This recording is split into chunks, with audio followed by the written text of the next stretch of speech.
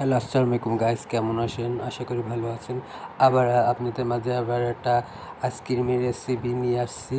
হ্যাঁ, এর আগে প্রথমে পানিটা গরম করা হয়েছে, তারপর দুধ, চিনি, দারচিনি, বিস্কুট, হরলিক্স, দুধটা একটু বেশি করে দিতে হবে, তাহলে আইসক্রিমটা আরও সুস্বাদু হবে। তারপর যাইয়া সব কিছু দেওয়ার উপকরণ দেওয়ার পর এরকম হালকা করে নাড়তে হবে। যতক্ষণ ঘন না হয় সেই পর্যন্ত নাড়তে হবে। যে পরিমাণ গরম পড়ছে, এরকম আমার মতে সবাই ছোটোখাটো আইসক্রিম বানায়। যাই হোক, আইসক্রিমের মূল উপকরণ হচ্ছে ভ্যানিলা দেই নেই, তো দেখি কেমন হয়। নেক্সট পরবর্তী আপনাদের মাঝে ভিডিও আনবো, তখন ভ্যানিলা দিয়ে সম্পূর্ণ উপকরণের তুলে ধরবো। দেখা যাক কেমন হয় আইসক্রিম।